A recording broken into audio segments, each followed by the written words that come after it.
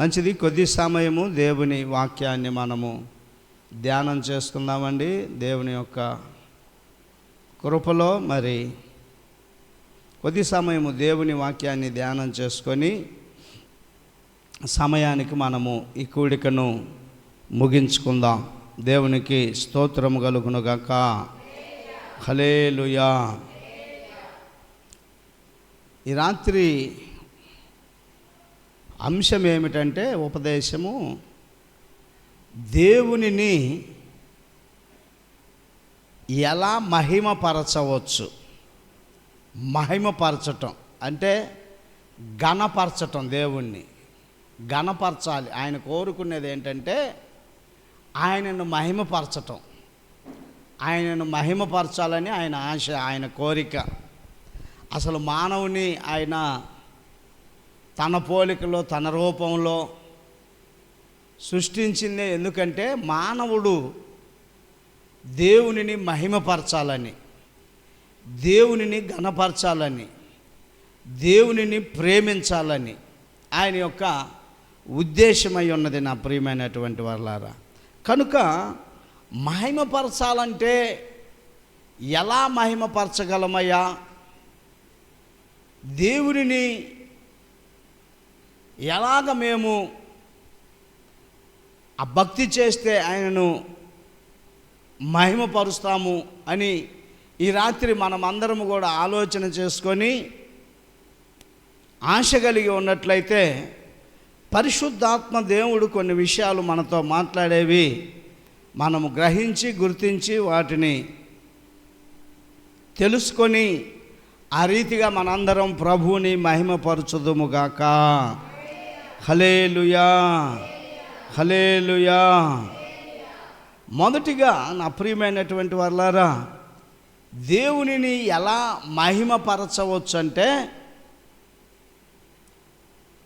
స్తుతి యాగము నర్పించుట ద్వారా. ఎలాగంట? స్తుతి యాగము. రకరకాల యాగాలు ఉంటవి. ఆ యాగాల్లో స్తుతి యాగం ఒకటి. నా ప్రియమైన దేవుని బిడ్డ, నీవు ఎంతైతే ఆయనకు స్తుతి చెల్లిస్తావో అంతగా ఆయన నామం ఏమవుతుందంటే మహిమపరచబడుతుంది. హల్లెలూయా.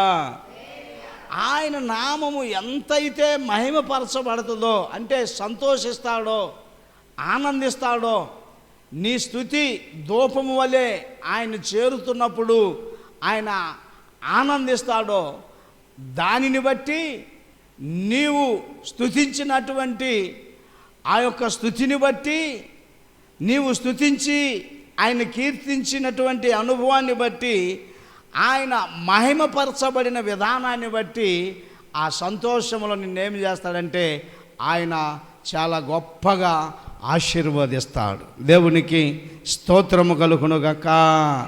చెప్పండి హల్లెలూయా.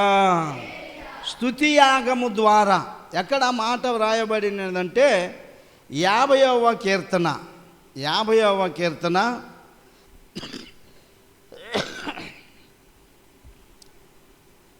23వ వాక్యము.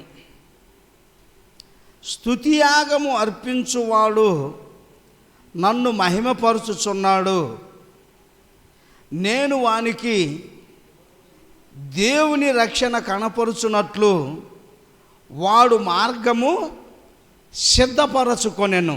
దేవునికి స్తోత్రము కలుగునుగాక.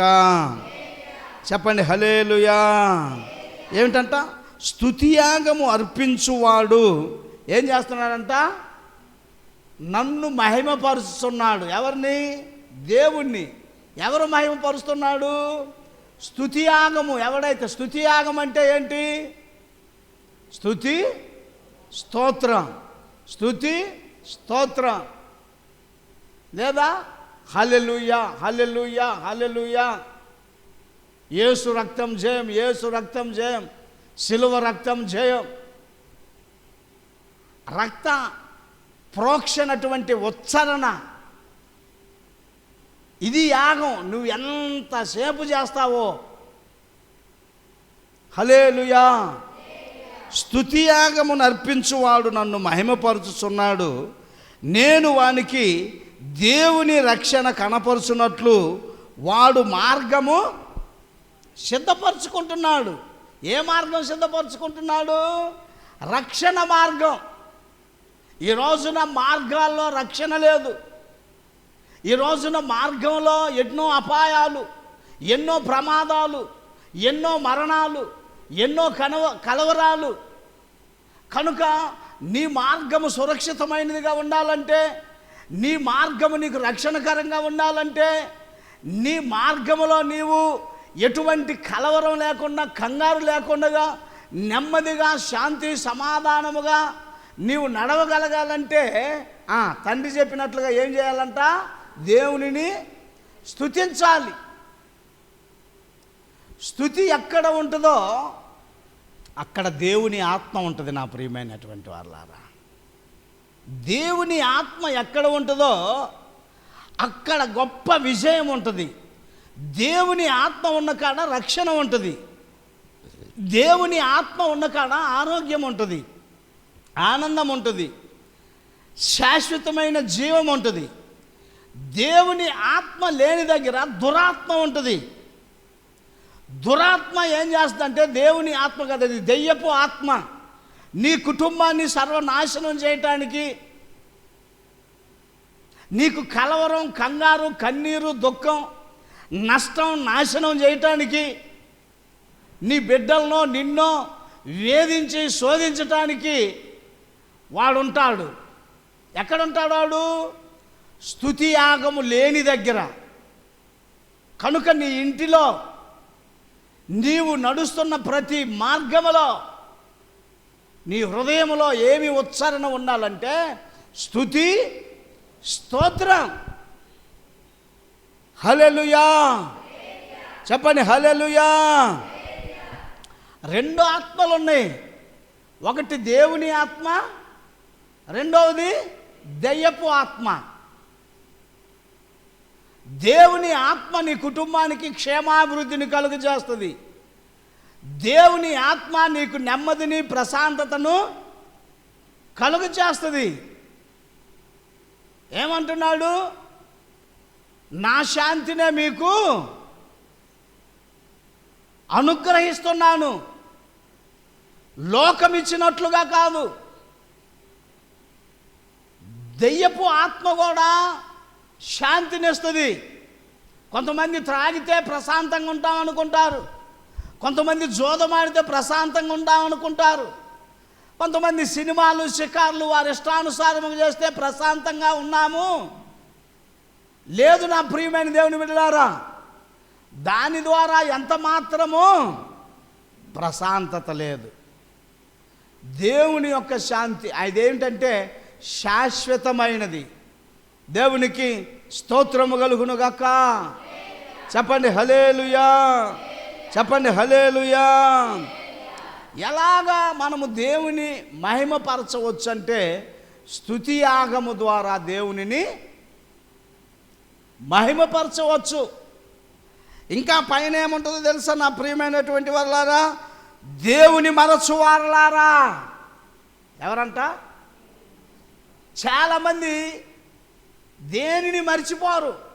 వారు అన్నీ చేసుకుంటూనే ఉంటారు వారి జీవితంలో, వారి దినచర్యలో, వారి పరిచర్యలో, వారన్నిటి విషయంలో జ్ఞాపకం ఉంచుకొని, జ్ఞాపకముతో పెందల కాడ లేచి జ్ఞాపకం ఉంచుకొని అన్ని కార్యక్రమాలను చేసుకుంటారు. కానీ ఇదిగో ఇక్కడేమన్నాడంటే దేవుని మరచువారలారా, దీన్ని యోచించుకొనుడి, లేని ఎడల నేను మిమ్మును చీల్చివేయుదును, తప్పించువాడెవడును లేకపోవును.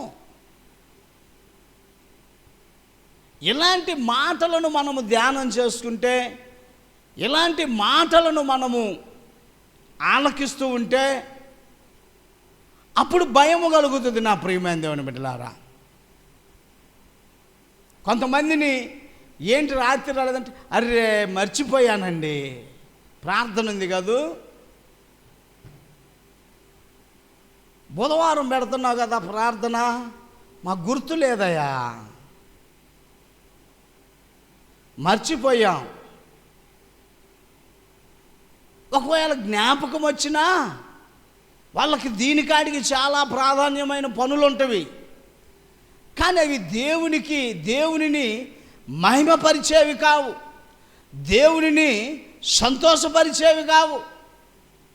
నీ కుటుంబం వృద్ధి చెందే కొలది, నీవు దీవెనకరంగా ఉంటున్న కొలది ఆటోమేటిక్గా ఏమవుతుందంటే బుధవారం ప్రార్థన మానేస్తాం, తర్వాత శుక్రవారం మానేస్తాం, శనివారం మానేస్తాం, ఆ వరుసలో ఇంకా ఆదివారం.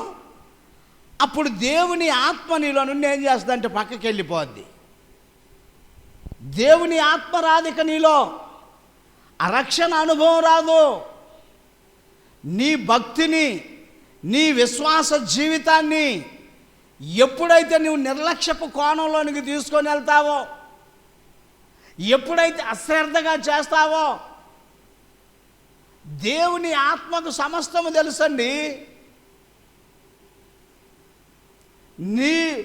నీవు దేవునిని గణపరిచిన దానిని బట్టి దేవుడు నిన్ను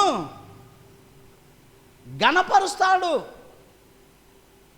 నీవు నిర్లక్ష్యముగా ఉన్నావనుకో, ఆయన కూడా మన విషయంలో నిర్లక్ష్యముగానే,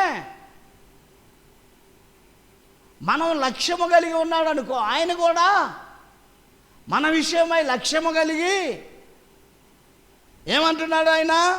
నేను వానికి దేవుని రక్షణ కనుపరుచున్నట్లు వాడు మార్గమును సిద్ధపరచుకునేవాడు. ఆ మార్గములో జయ జీవితం ఉంటుంది, ఆ మార్గంలో నెమ్మది ఉంటుంది.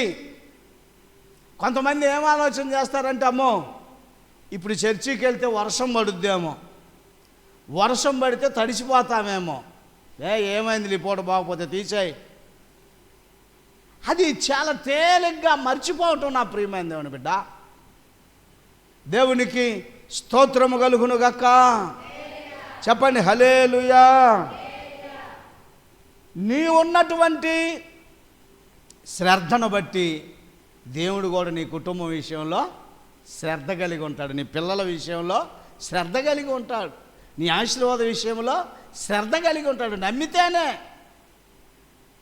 ఏముందిలే, వర్షానికి పోవాల్సినంత అవసరం ఏముంది, వర్షానికి తడుచుకుంటూ పోయినా బాధ లేదు. దేవుడు ఆ సమర్పణ చూస్తాడు, ఆ త్యాగాన్ని చూస్తాడు. నేను ఇన్ని మార్లు తడిసిపోయా దేవుని పని కొరకు, ముద్దగా అయిపోయా, మొత్తం బురద అయిపోయా, ఈ మొత్తం కొంగర్లు పోయినాయి చాలాసార్లు దేవుని పని కొరకు. ఆ చలిలో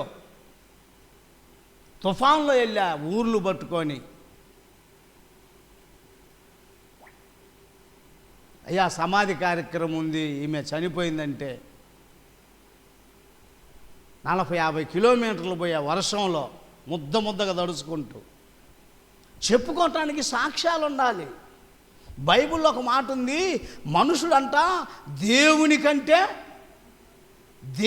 కంటే సుఖానుభవాన్ని కోరుకుంటున్నాడంట.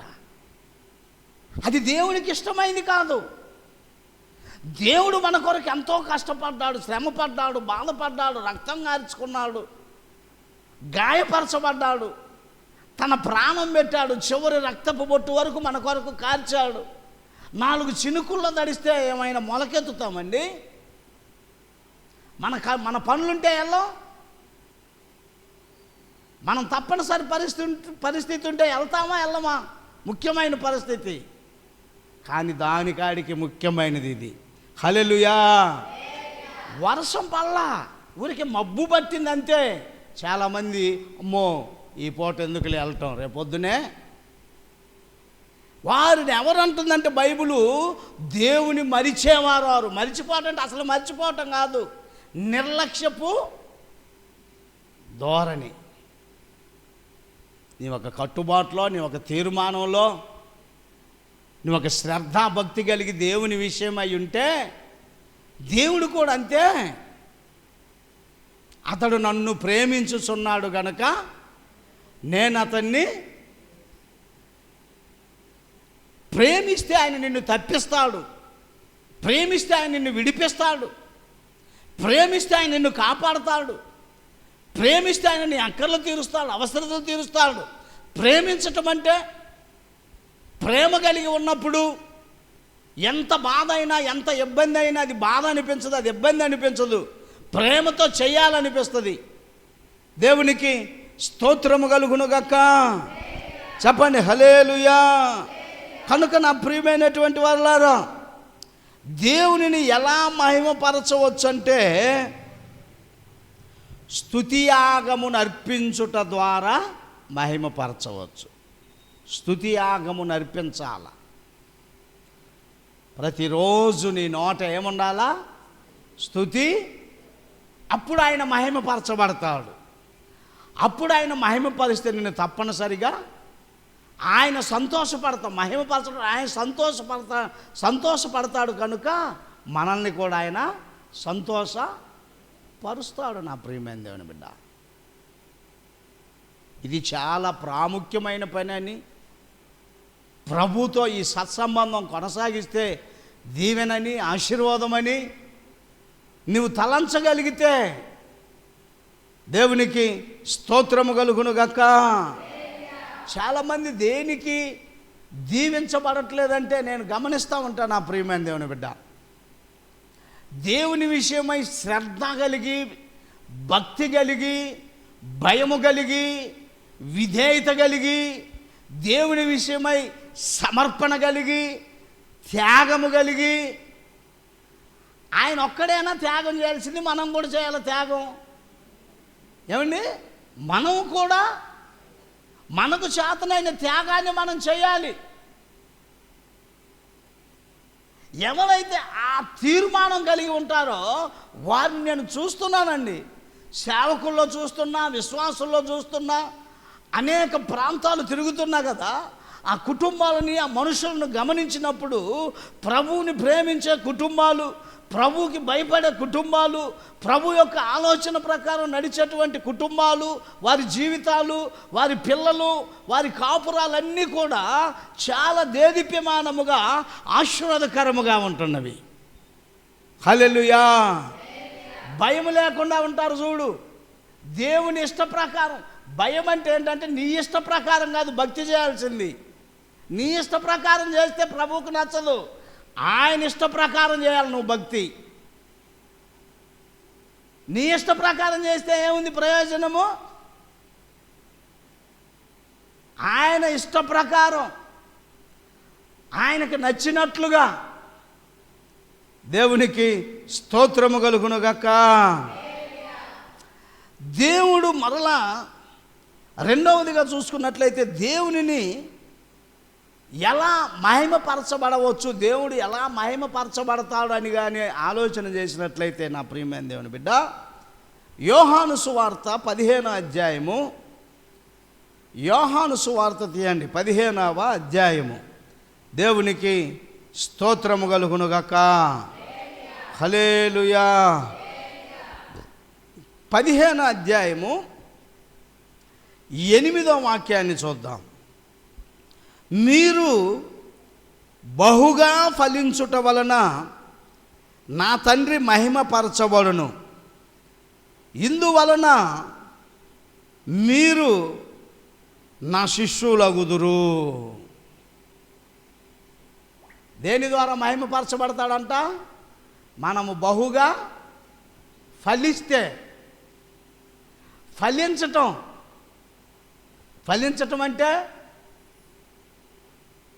భార్య, భర్త, పిల్లలు, తల్లిదండ్రులు, కుటుంబం, సంతానం, ఉద్యోగం, వ్యాపారం, వ్యవసాయం, సమృద్ధి అయిన ఆహారం, అన్నిటికీ మించి మంచి ఆరోగ్యం.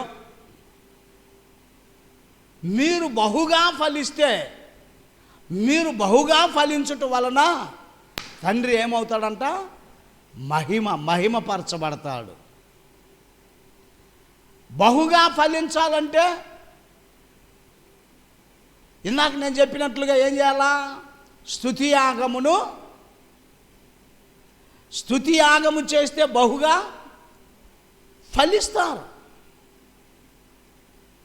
స్తుతియాగము నా ప్రియమైన దేవుని బిడ్డ.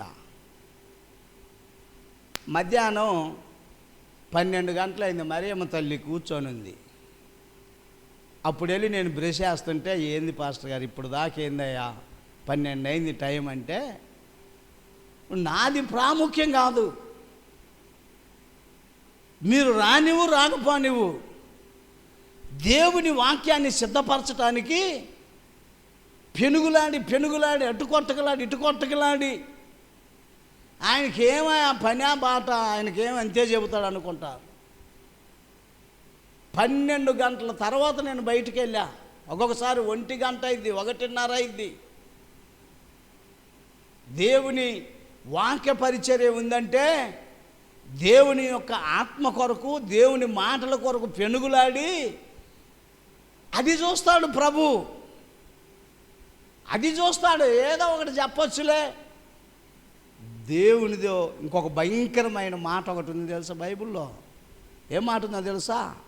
యెహోవా కార్యము అశ్రద్ధగా చేయువాడు శాపగ్రస్తుడవుతాడంట. అశ్రద్ధ చేయకూడదు. ఏదైనా కానీ మనం శ్రద్ధగా చేస్తాం. ఇంట్లో వంట ఎంత శ్రద్ధగా చేస్తాం,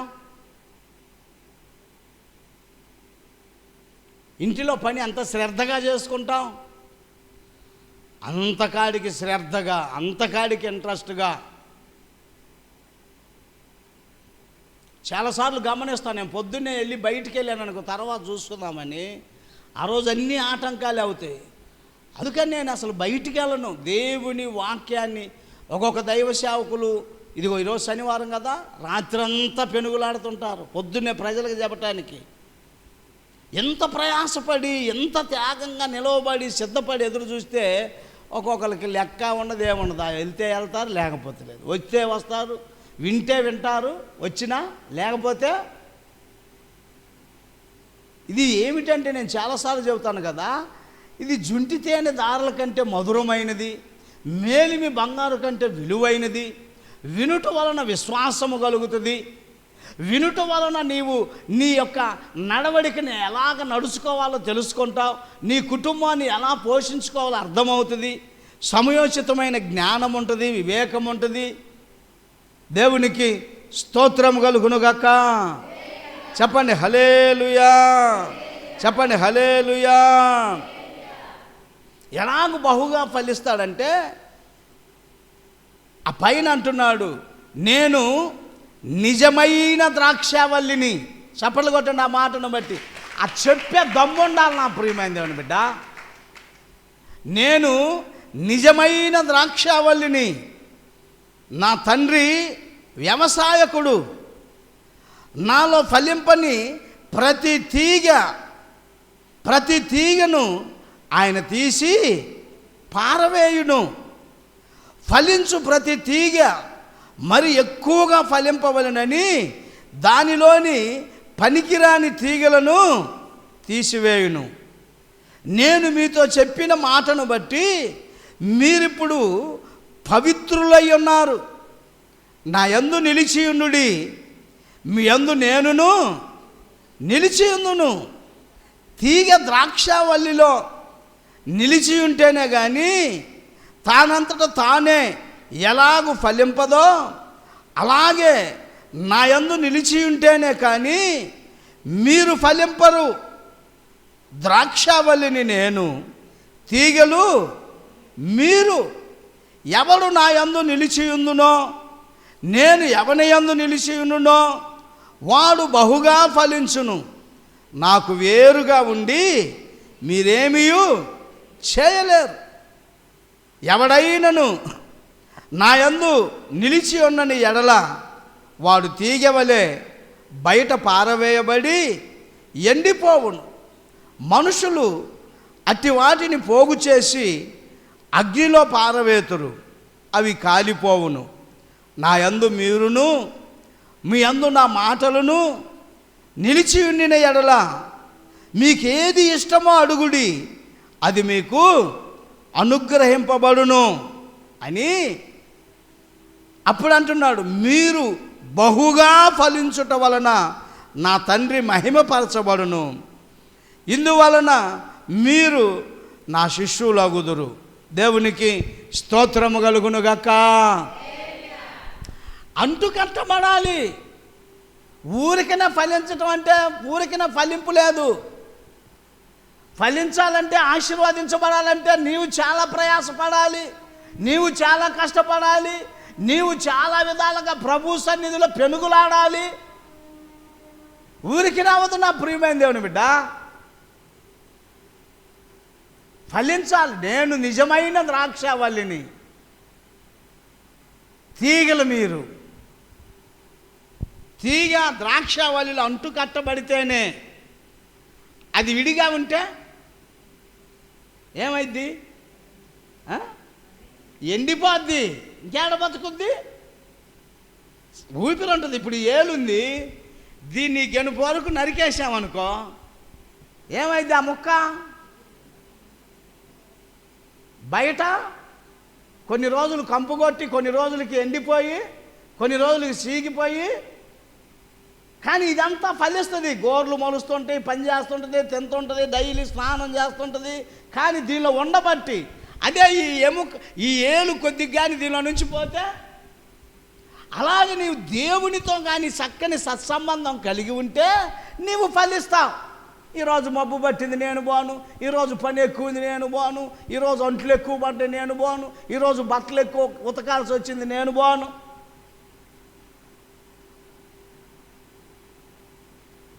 దేవుని మరచువారులారా జాగ్రత్త. దేవునికి స్తోత్రము కలుగునుగాక. చెప్పండి హల్లెలూయా. నా ప్రియమైనటువంటి వారులారా, ఒకటి, దేవునిని మనము ఎలా మహిమపరచవచ్చు అంటే ఆయనకు స్తుతియాగము అర్పించడం ద్వారా ఆయనను మహిమపరచవచ్చు. రెండవదిగా, దేవునిని మనము ఎలాగ మహిమపరచవచ్చు అంటే, మనము ఆయన భక్తి చేస్తూ, ఆయన విశ్వాసములో ఆయనలో కలిసి నడుస్తూ ఉంటే ఆయన మనల్ని ఏం చేస్తాడంట? బహుగా. మీకేది ఇష్టమో అడుగుడి. పోయిన ఆదివారం కింద బొంత ఒకటి వేసుకొని కూర్చున్నాడు అక్కడ, బొమ్మలు అమ్ముకునే వాళ్ళలాగా. ప్రభు అక్కడ బొంత వేసుకొని కూర్చున్నాడు. అది అవమానకరం కదా అని ప్రార్థన చేసి, అదిగో అది కంప్యూటర్ పెట్టుకునే టేబుల్ అడిగాం. వెంటనే ప్రభు కనికరించి సహాయం చేస్తాడు. నీకు ఏది ఇష్టమో, అదిగో కెమెరా కావాలయ్యా. నీకు ఏది ఇష్టమో, ఇల్లు కావాలి. నీకు ఏది ఇష్టమో అడుగుడి. మీరు బహుగా ఫలించుట వలన తండ్రి ఏం చేస్తాడంట? మహిమపరచబడతాడు. మీరు దివాలా తీసిపోయి, మీరు ఈగలు ఇసురుకుంటా, ఏది నోచుకొని వారిగా దేవుని సన్నిధికి వెళుతున్నారు కానీ ఫలించని వారిగా, దీవించబడని వారిగా, ఆరోగ్యం లేని వారిగా, హీనమైన దరిద్రపు జీవితం జీవిస్తూ ఉంటే దేవునికి మహిమ వస్తుందండి? వస్తుందా మహిమ? ఎప్పుడు కూడా దరిద్రంగా, తినటానికి తిండి లేక. కేయ పాలు ఈరోజు జోకర్ అయ్యాడు కానీ గొప్ప దైవజనుడు ఆయన. రాజకీయాల్లోకి వచ్చి, నేను చెప్తున్నాను కదా, దేవుని ఆత్మ విడిచిపెడితే దురాత్మ వస్తుంది. ఈరోజు ఆయన యొక్క పెద్ద ప్రపంచానికే పెద్ద దైవజనుడు ఆయన. సొంత విమానాలు, పెద్ద విమానాలు ఆయనకున్నవి, హెలికాప్టర్లు ఉన్నవి. మీలాంటి విధవరాలకి నెల ఆ రోజుల్లోనే 200 రూపాయలు ఇచ్చేవాడు, చీరలు పంపించేవాడు. ఒకప్పుడు ఆకలికి తట్టుకోలేక ఒక 20 పైసలు ఉంటే జేబులో, బాబు 20 పైసలు కట్టిపండు ఇవ్వమంటే, 20 పైసలు కట్టిపండు నేను రాదాయంటే, ఆ 20 పైసలు ఇచ్చి ఈ పాడైపోయినాయి, మచ్చలు పడ్డాయి, డాగులైనవి ఒక బుట్టలోనో ఒక పెట్టెలోనో పక్కన వేస్తాడు కదా వేస్టేజ్, ఆ 20 పైసలు ఇచ్చి అన్నాడు, వాటినన్నా ఏరుకొని తింటానయ్యా, ఆకలి వేస్తుందంటే, సరే 20 పైసలు తీసుకొని ఏరుకొని తినమన్నాడు. ఆ డాగులు, ఆ కుళ్ళిపోయినాయి, ఆ పనికిరాని చెత్త బుట్టలో వేసినటువంటి అరటి పండ్లు తిన్నాయన. ప్రపంచగాంచిన పెద్ద గొప్ప దైవజనుని చేశాడు దేవుడు. హల్లెలూయా. విమానాలకి సొంత విమానం, అది పెద్దది, చిన్న చితకది కూడా కాదు, ఎవరికి లేదు. పెద్ద పెద్ద కొమ్ములు తిరిగిన వాళ్ళకి లేదు. పెద్ద పెద్ద దేశ విదేశాల యొక్క ప్రెసిడెంట్లు, ప్రధానమంత్రులు వచ్చి ఆయనకు నమస్కరించి ప్రార్థన చేయించుకునేవాడు. ఈ రోజున రాజకీయంలో పడి ఆయన పాడైపోయాలే కానీ దేవునిని నీవు మహిమపరిస్తే, దేవునిలో నీవు అంటుకట్టబడి ఉంటే, దేవునితో నువ్వు సత్సంబంధం కలిగి ఉంటే నీ కుటుంబానికి ఆయన ఏ కొరత రానివ్వడు కాక రానివ్వడు. నా ప్రియమైన దేవుని బిడ్డ, నీకు ఏది ఇష్టమో అడుగుడి. అంటే ఏది ఇష్టం అంటే నాకు ఒక్కసారి 7 అంతస్తులు బిల్డింగ్ ఇష్టం అంటే కాదు, మన స్థాయికి తగినట్లుగా ఇస్తే ఇవ్వచ్చు తగిన సమయంలో. ఆయనకు అసాధ్యమైనది ఏమైనా ఉన్నదా? ఆయనకు అసాధ్యమైనది ఏది లేదు. నా ప్రియమైన దేవుని బిడ్డ, తండ్రి తన పిల్లలకు ఏది ఇష్టమో అది ఇవ్వటానికి ప్రయాసపడతాడు. బైబిల్లో ఉంది కదా, తండ్రిని తన పిల్లలు రొట్టెని అడిగితే రాళ్ళనిస్తాడా, రాయినిస్తాడా, రొట్టెనిస్తాడా? చేపను అడిగితే పామునిస్తాడా? ఈ లోకములో ఉన్న మీ తండ్రే మీకు శ్రేష్టమైన ఇవ్వటానికి ప్రయాసపడితే, నా కుమారుడు రొట్టె అడిగాడు, నా కుమారుడికి ఎలాగైనా రొట్టె సంపాదించాలి, నా కుమారుడు చేప అడిగాడు అని అంత ఇష్టపడుతుంటే, పరలోకపు తండ్రి అంతకంటే శ్రేష్టమైనది మీకు ఇవ్వడా? అడుగుడి, మీకు ఆయనను మహిమపరిచి అడగాలి. ఆయనను మహిమపరిచి అడగాలి. నా ప్రియమైన దేవుని బిడ్డ, ఊరికినే వచ్చి బలిపీఠం దగ్గర ఉండకూడదు, ఆయన మహిమపరచాలి. నువ్వెన్ని సందాలు ఇచ్చినా, నువ్వు ఎంతగా ప్రేమించినా, దేవుని యొక్క ఆలోచన ప్రకారము దేవునిలో నీవు ఉండి నడవకపోతే నీవు ఫలించలేవు. దేవునికి స్తోత్రము కలుగునుగాక. హల్లెలూయా. మూడవదిగా, దేవునిని మనము ఎలా మహిమపరచవచ్చు అని కానీ ఆలోచన చేసినట్లయితే, సత్క్రియలు చేయుట వలన. ఏం క్రియలు? సత్క్రియలు అంటే మంచి క్రియలు. మన క్రియలు మంచివై ఉండాలి. సత్క్రియ ఊరికే మనకు అర్థమయ్యేటట్లుగా చెప్పాలంటే, నువ్వు ఒక మంచి ఇంట్లో మంచి వంట చేసుకున్నావు, భోజనం మంచి పదార్థాలు చేసుకున్నావు, అది నీవు వెంటనే ఫ్రెష్గా వేడివేడిగా ఉన్నప్పుడే నీ సహోదరుడికో, నీ పొరుగువానికో, నువ్వు ప్రేమించేవాడికో, అక్కరగొని వానికో ఆ పదార్థాలను పంచిపెట్టావనుకో, అదేమవుతుందో తెలుసా? సత్క్రియ అవుతుంది. కొంతమంది ఏం చేస్తారో తెలుసా? మనసు రాదు, అది పాడైపోయి తెల్లారి మధ్యాహ్నం అయినాక అది పులిసిపోయి ఇబ్బంది పడినప్పుడు అప్పుడు పొరుగువానికి ఇస్తాడు. అది దుష్క్రియ, అది సత్క్రియ కాదు. నీవు ఎలాగైతే మేలైనది కోరుకుంటావో, నీ పొరుగువానికి కూడా మేలైనది చేయటమే సత్క్రియ. ఇప్పుడు 2 అన్నదమ్ములు ఉన్నాడు, ఒకడేమైనా కయీను, ఒకడేమైనా హేబేలు, ఒకడేమైనా గొర్రెల కాపరి, మరొకడేమైనా వ్యవసాయకుడు.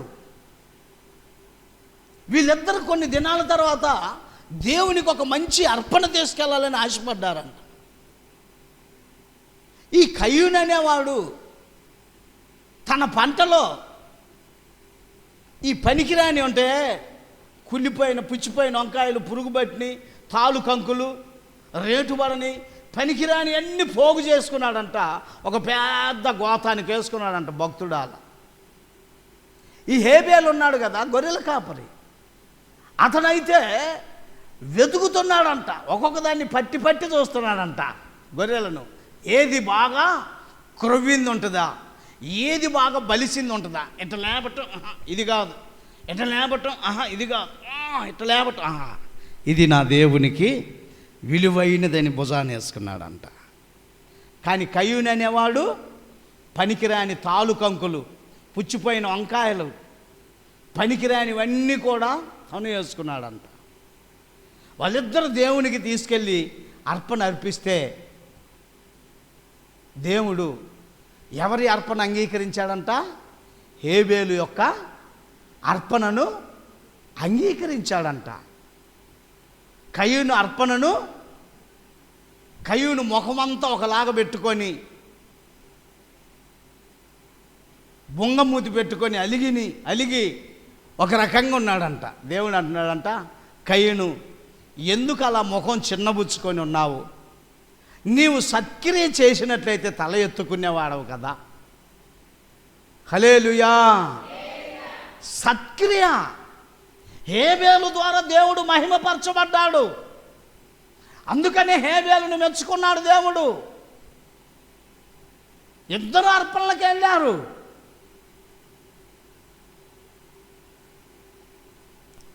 కనుక నా ప్రియమైన దేవుని బిడ్డ, నీ క్రియలు ఎలాగున్నవో, అది నీ అత్తగారు కావచ్చు, నీ మామగారు కావచ్చు, మీ కోడలు గారు కావచ్చు, మీ అల్లుడు గారు కావచ్చు, నీకు దూరపు బంధువు కావచ్చు, దగ్గర బంధువు కావచ్చు, నీ పుట్టింటి వారి తరపు కావచ్చు, నీ అత్తింటి తరపు వారు కావచ్చు, నీ యొక్క క్రియలో తేడా కనిపించకూడదు. అది ఎవరు కనిపెడతారు? అది ఎవరు కనిపెడతారు? దేవుడు కనిపెడతాడా? జాగ్రత్త. హల్లెలూయా. మత్తయి సువార్తలో ఆ మాట కనిపిస్తుంది చూడండి, 5వ అధ్యాయము 16వ వాక్యములో.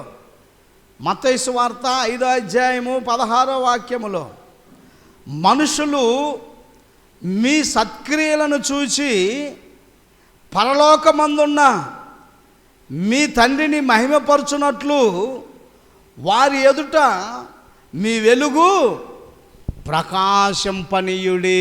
హల్లెలూయా. చెప్పండి హల్లెలూయా. మనుషులు చూస్తారు, నీ ఎదుట అనర్లే కానీ పక్కకు పోయి అంటారు, చిచి ఆ అమ్మాయి మైండ్ బుద్ధి మంచిది, వాళ్ళ అత్తను ఒకలాగా వాళ్ళ అమ్మని, వాళ్ళ మర్దిని ఒకలాగా వాళ్ళ అన్నని, వాళ్ళ మామయ్యని ఒకలాగా వాళ్ళ నాన్నని. మనుషుల ఎదుట నీ వెలుగుని ప్రకాశింపచేయాలి నా ప్రియమైన. అంటే అందరికి తేటగా కనపడేటట్టు ఉండాలి. దొంగతనంగా మీ దగ్గర వాళ్ళకైతే ఒకలాగా, సీక్రెట్గా రహస్యంగా చేయకూడదు. అది ఆయన ఆకాశంలో నుండి చూస్తున్నాడు. జాగ్రత్త. దేవునికి స్తోత్రము కలుగును గాక. చెప్పండి హల్లెలూయా. హల్లెలూయా. కనుక నా ప్రియమైన దేవుని బిడ్డ, భయపడుతూ వణుకుతూ అక్కడేం చేశాడంట? దేవుని దగ్గరికి వచ్చి భయం లేకుండా, అయ్యా నేను వారానికి 2 మార్లు ఉపవాసం ఉంటున్నాను, నా రాబడి అంతట్లో 10వ వంతు ఇస్తున్నాను ప్రతి వారం నీ మందిరంలో అని తనను గురించి తను హెచ్చించుకుంటున్నాడంట. పర్వాలా. ఇంకొకటి ఏం చేశాడో తెలుసా? అడుగడుగడుగడుగడుగు వాళ్ళేడు బయట, వాళ్ళగా చిచి వాడు అంత దుర్మార్గుడు ఉన్నాడా? వాడు భక్తి అబ్బా, వాడు సినిమాలు చూసేవాడు, వాడు తాగేవాడు, అసలు వాడికి భక్తి తెలియదు అని నీడు హెచ్చించుకుంటున్నాడంట. కానీ వాడేం చేస్తున్నాడంత అంత దూరంలో ఉండి, అయ్యా నేను నీ వైపు చూడటానికి కూడా నాకు ధైర్యము చాలట్లేదయ్యా, నేను పాపిని, నేను సవకబారు పాపినయ్యా, నేను నీ సన్నిధిలో నిలవబడేదానికి అర్హుణ్ణి కాదయ్యా అని రొమ్ము కొట్టుకొనుచు ఏడుస్తూ తండ్రిని ప్రార్థన చేస్తున్నాడంట. అప్పుడు తండ్రి ఏం తీర్పు చేశాడో తెలుసా? ఇతని కంటే అతడే నీతిమంతుడు. అతడు పశ్చాత్తాపడి రొమ్ము కొట్టుకొని ఏడుస్తూ తండ్రి సన్నిధిలో బతిమిలాడుతూ ప్రార్థన చేస్తున్నాడే. దేవునికి స్తోత్రము కలుగునుగాక. చెప్పండి హల్లెలూయా. నాలుగవదిగా దేవునిని ఎలా మహిమపరచవచ్చు అంటే నీ దేహముతో పాపము చేయకుండుట ద్వారా. ఏంటంట మన దేహము? ఏంటి మన దేహము? దేవుని ఆలయము. దేవుని ఆలయమును ఎవడైనా పాడు చేసినట్లయితే నేను వానిని పాడు చేస్తానంటున్నాడు. ఎలాగ పాడు చేస్తాడు? వాడు బాగా త్రాగుతా ఈ ఆలయాన్ని పాడు చేస్తున్నాడు అనుకో, ఏమైపోతాడు వాడు? టీబీ వచ్చి ఊపిరితిత్తులు పాడైపోయి, అయ్యా నువ్వు బాగా తాగి తాగి తాగి ఆరోగ్యం అంతా పాడైపోయింది, నువ్వు బ్రతకటం. వాడు వ్యభిచరించి ఇష్టానుసారంగా వాడు ఇష్టం వచ్చినట్లుగా జీవిస్తూ ఆ దేహాన్ని పాడు చేస్తున్నాడు అనుకో, ఏమైంది వాడికి?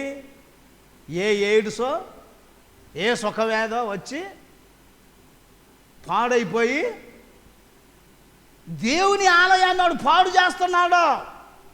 నా ఇష్టం, నా శరీరం, మేము ఏదైనా చేస్తాం, బజార్లో చేస్తాం, తెగిడిసి మాట్లాడతారు ఒక్కొక్కళ్ళు. మా ఇష్టం వచ్చినట్టు తిరుగుతా. ఏంటంట? తిరుగు, ఇష్టం వచ్చినట్లుగా తిరుగు. ఒకరోజు తీర్పు.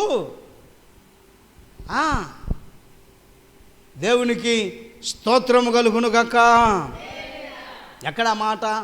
ఆ మాటలు ముగిస్తాను మరొక మాట చెప్పి. కొరింథీయులకు రాసిన మొదటి పత్రిక 6వ అధ్యాయము 20వ వాక్యములో చూడండి. విలువ పెట్టి కొనబడిన వారు గనుక మీ దేహముతో దేవునిని మహిమపరచుడి. ఎవరు అంట? మనం విలువ పెట్టి కొనబడిన వారం. మనం ఎవరమంట? దేవుని సొత్తు. మీరు నా సొత్తు అన్నాడు ఆయన. నేను మిమ్మల్ని విలువ పెట్టి కొన్నాను అన్నాడు ఆయన.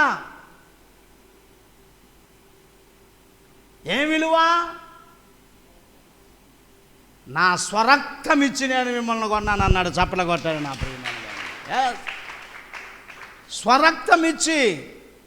దేవునికి స్తోత్రము కలుగునుగాక. హల్లెలూయా, హల్లెలూయా.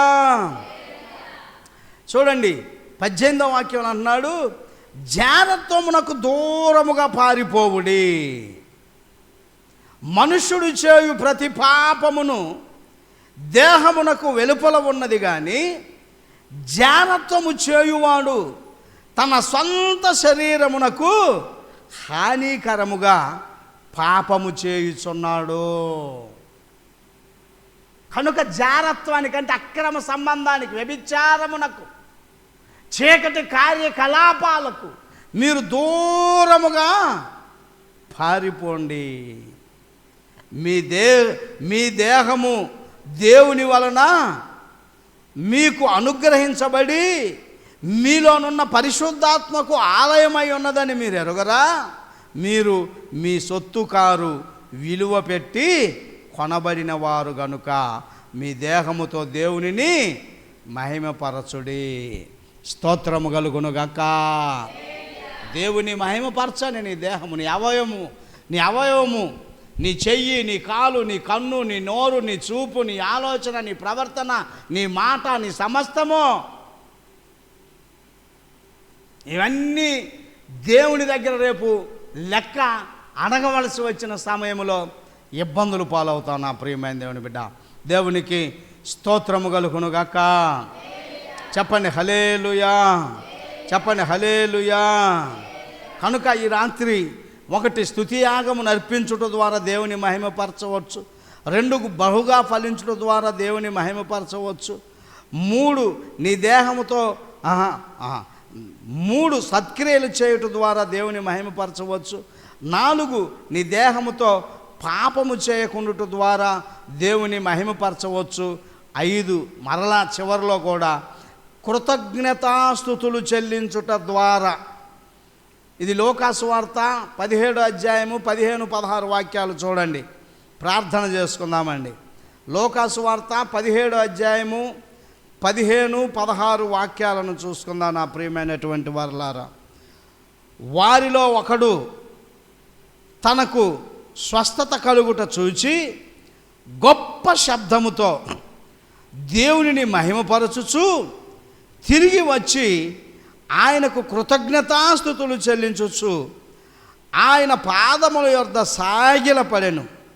వాడు సమరయుడు. సాగిలపడ్డాడంట. ఎవడు? ఒకడు పరిగెట్టుకుంటా వచ్చి దేవుని మహిమపరుస్తూ కృతజ్ఞతాస్తుతులు చెల్లిస్తూ. ఎవడాడు? కుష్ఠరోగి. యేసు ప్రభు ఆ ప్రాంతంలో వెళుతున్నప్పుడు 10 మంది కుష్ఠరోగులు ఉన్నారంట. ఎంతమంది? 10 మంది కుష్ఠరోగులు. అయ్యా మమ్మల్ని శుద్ధుని చేయయ్యా, మమ్మల్ని బాగు చేయయ్యా, మీరు పోయి యాజకుని గణపరుచుకుని అని ప్రభు ఏదో చెప్పగానే వాళ్ళు వెళ్తున్నారు. మార్గములు వెళుతుండగానే వారి కుష్ఠరోగము బాగైపోయింది. ఎంతమందికి బాగైంది? ఏమండి? 10 మందికి. కానీ దేవుని దగ్గరికి వచ్చింది ఎంతమంది? చెప్పరేమండి, మాట్లాడరేమండి. ఒక్కడే. బాగుపడింది 10 మంది. దేవుని దగ్గరికి వచ్చింది, కృతజ్ఞతాస్తుతులు చెల్లించింది ఒక్కడే. దేవుని మహిమపరిచింది ఒక్కడే. ఈరోజు నాకు లోకంలో కూడా అలాగే అయిపోయింది. దేవుడు ఎంతో మేలులు, ఎన్నో ఉపకారాలు, ఎన్నో గొప్ప గొప్ప కార్యాలు చేస్తుంటే దేవునిని మహిమపరచలేకపోతున్నారు. తండ్రికి కృతజ్ఞతాస్తుతులు చెల్లించలేకపోతున్నారు. వీడు సమరయుడు. కానీ వీడు పరిగెట్టుకుంటూ వచ్చాడంట. ఈరోజు నా భయము భక్తి లేకుండా ఎవరంటే కొంతమంది ముదిరిపోయిన భక్తులు ఉంటారు. చెప్పండి, ఏం భక్తులు? ముదిరిపోతారు. ముదిరిపోయిన బెండకాయ ఎలాగైతే పనికిరాదో వాళ్ళు అనుకుంటారు, మేము పుటక మేము పెద్ద భక్తులం, మాకు ఆది కాలం నుంచి ప్రకటన గ్రంథం వరకు తెలుసు.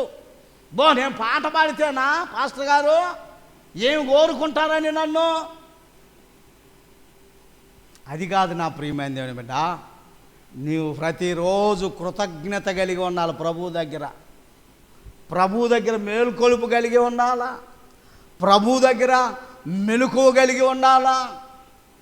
ఏ స్థితిలోనైనా ఆ స్థితిని బట్టి తండ్రిని మహిమపరచాలా. అప్పుడు తండ్రి తనను మహిమపరిచిన ఆ స్థితిని బట్టి, మనం చెల్లించిన ఆ స్థుతిని బట్టి ఈ స్థుతి ఏం చేస్తుందంటే మన స్థితిగతులన్నిటినీ మార్చివేస్తుంది. నా ప్రియమైన మోకరించండి, ప్రార్థన చేసుకుందాం.